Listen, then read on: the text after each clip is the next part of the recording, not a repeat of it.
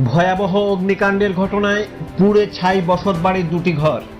ঘটনা আজ রবিবার রাতে বিলোনিয়া রেল ব্রিজ সংলগ্ন উত্তর সারাসীমা দাসপাড়া এলাকায়। বাড়ির মালিকের নাম মন্টু ভৌমিক। খবর পেয়ে দমকল বাহিনীর কর্মীরা ছুটে যাওয়ার আগেই এলাকাবাসীদের ঐকান্তিক প্রচেষ্টায় রান্নাঘরের আগুন নিয়ন্ত্রণে নিয়ে আসে। তবে মজুত করা ছনের ঘরের আগুন তখনও দাউ দাউ করে জ্বলছে।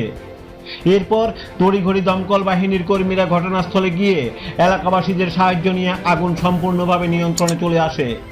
কিন্তু কিভাবে এই অগ্নিকাণ্ডের সূত্রপাত কোথায়, এ সকল বিষয়ে কোনো প্রকার তথ্য না পাওয়া গেলেও নাশকতামূলকভাবেই এই অগ্নিকাণ্ড ঘটানো হয়েছে বলে বাড়ির মালিকের অনুমান।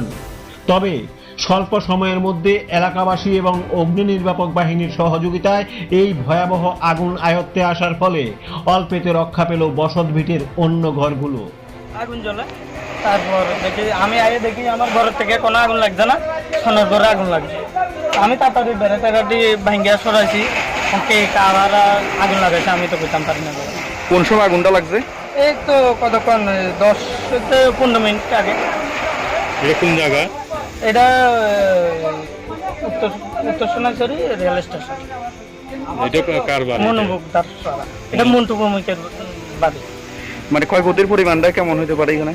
এই না দাদা, আমার কমে সোনের ভাড়া ছিল কমে 20 ভাড়ার মতো, আর সোনের ঘর আছিল, আবার এই ঘর আছে রান্নাঘর।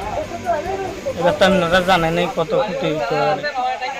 কি ধারণা করতে আছো কিভাবে আগুনটা লাগতে পারে? কিভাবে লাগছে এখন আমার ঘরের থেকে তো লাগছে না দাদা, এখন মানুষে যদি না লাগাই দেয় আমি কেমনে কমু কোন থেকে লাগবে? সন্দেহ করতেছো যে এটা নাশকতা?